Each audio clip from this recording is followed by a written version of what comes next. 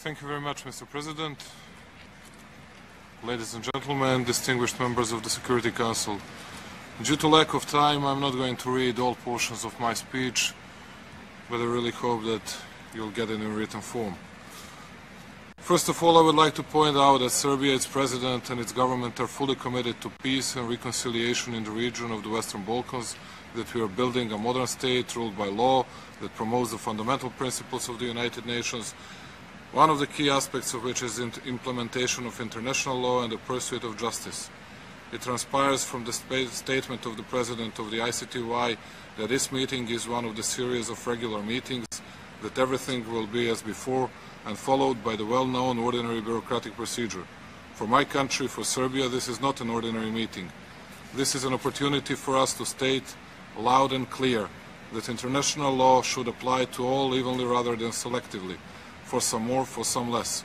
For my country, Serbia, law and justice trump politics.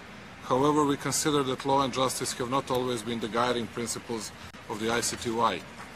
I would like to bring to your attention the results that the Republic of Serbia has achieved in the cooperation with the ICTY in the preceding years, not only in the course of fulfilling its international obligations, but also with respect to its goodwill to contribute to the accomplishment of international justice and reconciliation in the region.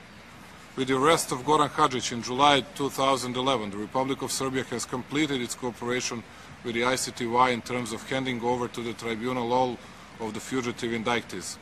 Among the 45 indictees that the Republic of Serbia has transferred to the jurisdiction of the tribunal were 2 former presidents of the Republic, a former Prime Minister and a former Deputy Prime Minister, 3 former Chiefs of Defense Staff, a former Chief of the State Security Service, and numerous military and police generals. With regard to the cooperation pertaining to access to documents, archives and witnesses, I have to say that the Republic of Serbia has replied to almost all of 3,200 requests for assistance received from the Office of the Prosecutor and Defense teams. In the process of realization are only the requests of a newer date. Not a single OTP request for assistance regarding the access to the state archives has been denied.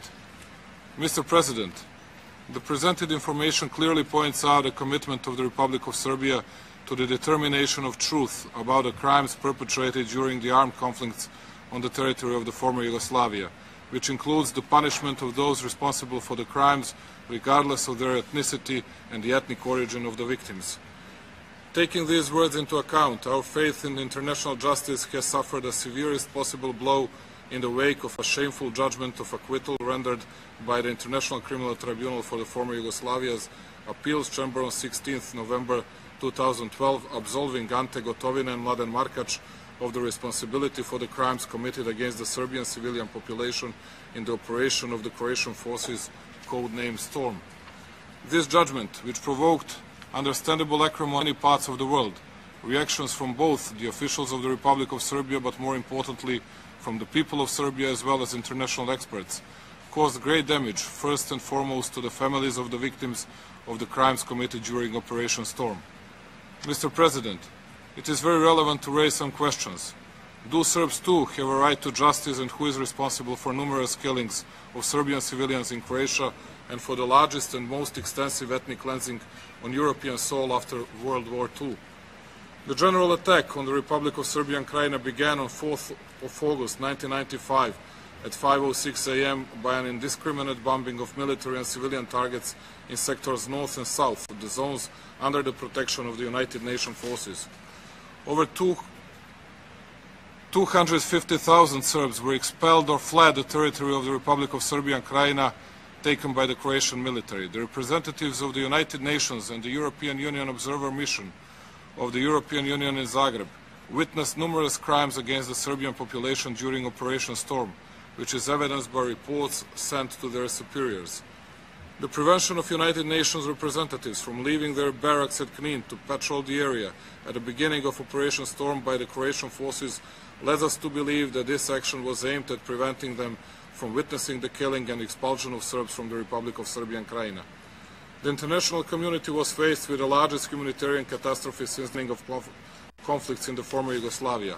while the representatives of the United Nations reported that serious crimes were being committed against captured Serbian soldiers and civilians and informed of the removal of bodies and the destruction and looting of the property of the Serbs. Let me bring to your attention some of the crimes and murders committed against the Serbian population by the forces under the command of Mladen Markac and Ante Gotovina. In Sector South, at about 10 o'clock a.m., the 7th Brigade, the so-called Pumas, entered Knin and blockaded immediately United Nations forces with 5 tanks and then proceeded to mob the terrain, i.e. to liquidate the remaining Serbs. Accordingly, lifeless bodies of dead civilians could be seen on 4th and 5th of August 1995, which were removed in the night of 5th and 6th of August 1995. On 4th of August 1995, 11:15 a.m., the United Nations forces tried to force their way to the hospital in 5 armored personnel carriers to evacuate the wounded. They were prevented in their attempt by the members of the Puma. The action of the mopping of the other parts of Sector South was carried out on 6th, 7th, 8th, 9th and 10th of August 1995, which in fact was the continuation of the killing of the remaining Serbs, looting and burning of entire villages before the very eyes of the representatives of the United Nations. One example of these crimes is the town of Kistanje, which was burned and in which there were no survivors. The same fate befell the village of Kosovo, the village of Pačiće. On 10th of August, the United Nations forces found the decomposed bodies of 7 Serbian civilians in village of Uzdalje. A 2.5-ton refrigerator truck and an ambulance were used to ferry the bodies of killed Serbian civilians to be buried in the local cemetery near the Knin church on 10th of August. The operation was once again commanded by the Puma commander. The members of the United Nations were prevented from testifying about this event. The same type of crimes were committed in Sector North. The crimes against the Serbian population took place in other areas encompassed by Operation Storm at a time in the immediate aftermath of the operation. On 6th of August 1995, Đuro Borojević from the village of Borojević, municipality of Kostanica, was killed in front of his house. His home was set aflame. Miloš Borojević, born in 1948 from the same village, was also killed. He was slaughtered and burned with his house. Husband and wife, Luka and Milica Dobre from the village of Prukljen, were killed and burned with their house in the village of Joševci, municipality of Glina. The old man's body was found. He was decapitated and both his arms were cut. The remains of at least 4 burnt persons were found in a haystack. 2 of them were identified as husband and wife Cvija and Desanka Matijević. Who killed these people? Mr. President, these questions remain unanswered. On 6th of August, Mara Ugarković, 74 years old and bedridden, was burned in her home in the village of Komić near Rudbina. Petar Lavarnić and his mother Sava and Mika Pavlica were also killed and burned. Boja Mirković was killed in the hamlet of Poljice. On 27th of August, in the village of Gosić near Djeverska, 8 civilians were killed, aged about 70, 7 of them from the Borak family: Savo, Vasilj, Grozdana, Marija, Kosa, Milka and Dušan. The 8th casualty was Joko Mažibrada. All of them were buried secretly at the Knin cemetery under serial number 550 to 557 without names or last names. The Ministry of the Interior of Croatia refused to give the bodies to the relatives in an attempt to hide the crime.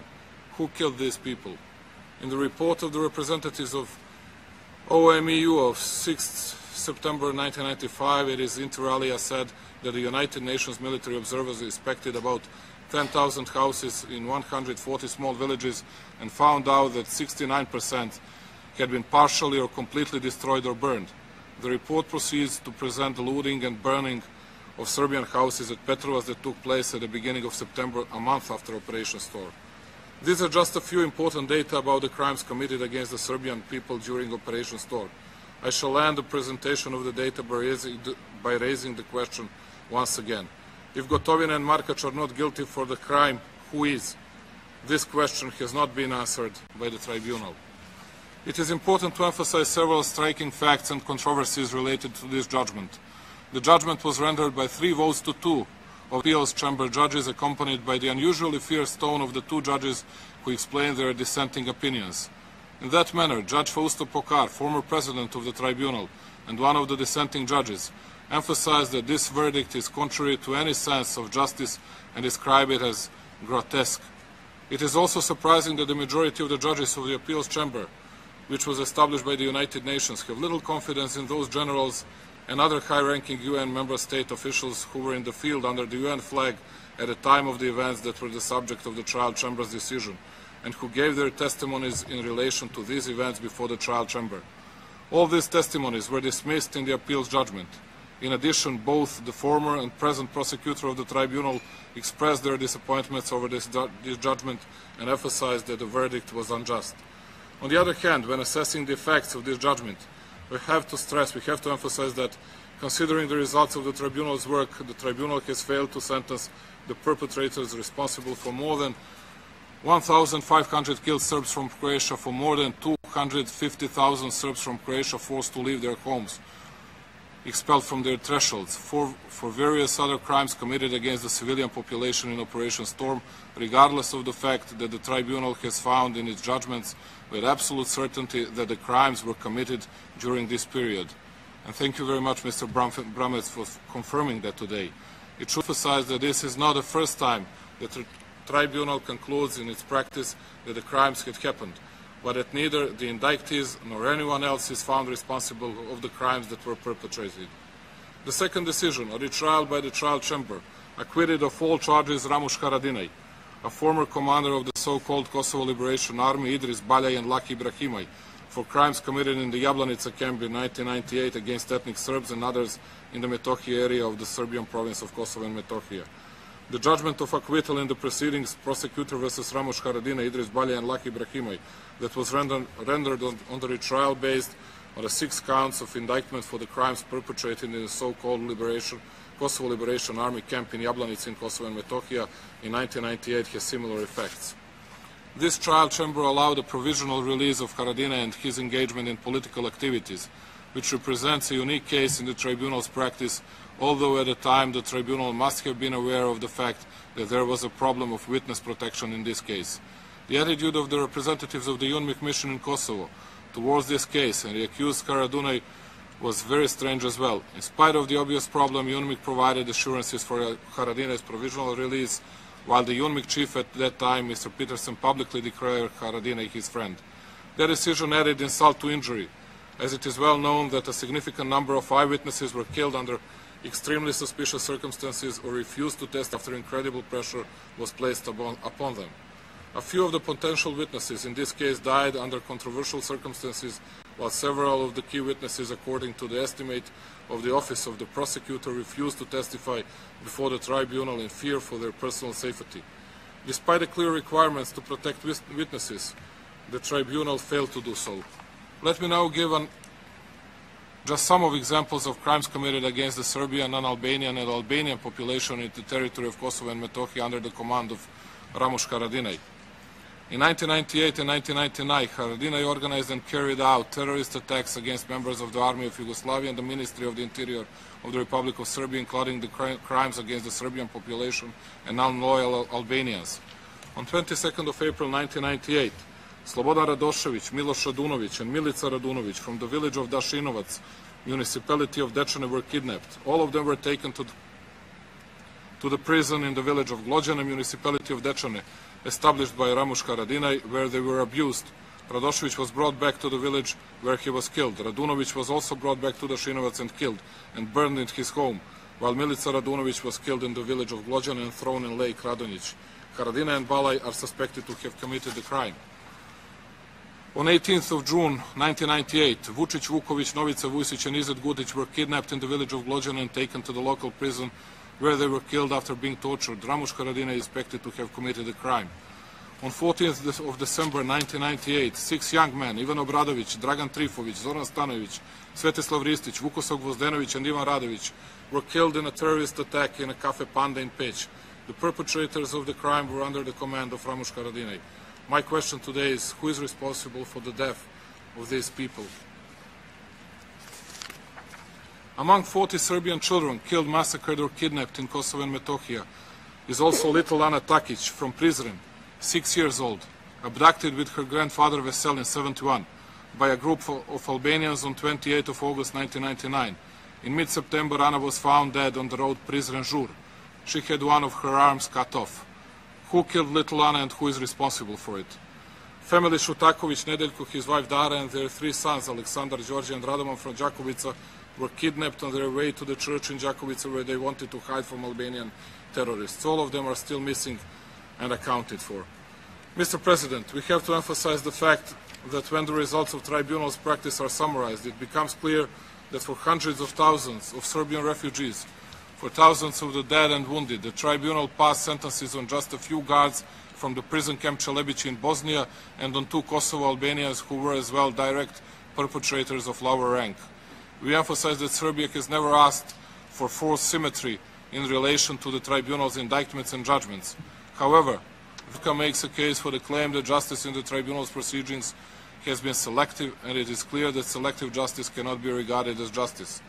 In conclusion, the result of the tribunal's work in relation to the accomplishment of justice for numerous Serbian victims in the armed conflict that occurred in the territory of former Yugoslavia can be described as grotesque, the exact same word that Judge Pokar used to describe the judgment entered by the appeals chamber in the proceedings Persecutor versus Ante Gotovina and Mladen Markac.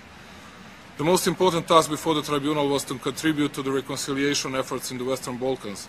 In its more than a decade of existence, it has convicted a number of former Serbian political and military leaders for war crimes. At the same time, it has failed to convict a single senior official from Croatia or Bosnia, and it has failed to convict a single senior Kosovo Albanian official for war crimes or crimes against humanity. By the recent judgment, the Serbian nation has therefore been singled out as the sole perpetrator of such acts and as the sole people responsible for the terrible violence that engulfed the former Yugoslavia in the 1990s. This is manifestly not in conformity with the facts. The tribunal has failed to deliver justice by failing to adequately apportion blame. It is to be underlined that the wars in the former Yugoslavia have been civil, ethnic, and even religious ones. There was no innocence in the face of evil. All parties were the warring ones, and there were victims on all sides as well as criminal acts. We are saying all this today before the United Nations Security Council, not because we are expecting of the tribunal taken so far can be altered, but because the tribunal was established by the Security Council. We would like to remind you that the tribunal was established for the purpose of bringing peace and maintaining peace and security in the territory of former Yugoslavia. Today, almost 20 years after the establishment of the tribunal, the question arises as to whether the tribunal has succeeded in this intention. The government of the Republic of Serbia will continue the cooperation with the tribunal on the technical level. Mr. President, the Republic of Serbia believes that a full understanding of the work of the tribunal and the consequences of its decisions need to be brought to light before the entire international community so that never again can evil deeds be amnestied or glorified by those who defend them. This will only serve to incentivize the repetition, the exact opposite of the Security Council's intent when it established the ICTY. Mr. President, with regard to the activities of the tribunal, I have to emphasize that the following issues are of the utmost importance for Serbia. The initiative that individuals convicted before the International Criminal Tribunal for the former Yugoslavia be allowed to serve their prison sentences in the states which emerged in the territory of the former Yugoslavia, of which they are citizens, and the future of the archives of the tribunal. With regard to the initiative that the individuals convicted before the ICTY be allowed to serve their prison sentences in the states which emerged in the territory of the former Yugoslavia, of which they are citizens, I will remind you that the recommendation from the UN Secretary General to the Council dated 3rd of May 1993, paragraph 121, in which he stated that he is of the view that given the nature of the crimes in question and the international character of the tribunal, the enforcement of sentences should take place outside the territory of the former Yugoslavia is still effective. Even though this attitude could have been justified in 1993 during the armed conflicts on the territory of former Yugoslavia, it is clear that it has lost its validity and that the circumstances have changed. I would like to emphasize that the primary motive of this initiative is the readiness of the Republic of Serbia to take over the responsibility for the prison sentences rendered to the citizens of Serbia convicted before the tribunal in The Hague. In addition, it should be emphasized that the purpose of the conviction, among others, includes the resocialization of the convicts. In this regard, we consider that it is not likely to expect that convictions will be effective in cases when convicts serve their prison sentences in remote countries, without knowing the language and where visits of their family members are rare. We therefore strongly appeal to the Security Council to urgently and favorably consider this request. Also, I would like to reiterate that Serbia is highly interested in the issue related to the future of the tribunal archives. The official position of Serbia relative to this issue was provided to the UN Security Council in October 2008. Serbia is ready to actively participate in all future discussions in regard to this matter and continue its cooperation with the Security Council informal working group on international criminal tribunals in relation to these issues. Mr. President, it is our belief that the accomplishment of the above aims is primarily for the accomplishment of justice for victims of these gruesome crimes that I spoke about, but also for the future of the region of the Western Balkans. If the Security Council is serious about furthering reconciliation in the Balkans, it is critical now to avoid any perception of impropriety or undue influence. That is why the Security Council must actively involved. Serbia is on its road to Europe and is interested in cooperating with all people and countries in the region. It has undertaken to fulfill all its international obligations. It conducts the dialogue with Pristina under the oversight of the European Union, and the only thing that Serbia is asking for is justice. Nothing more, nothing less. And finally, it's been my honor to address you tonight. Thank you, Mr. President.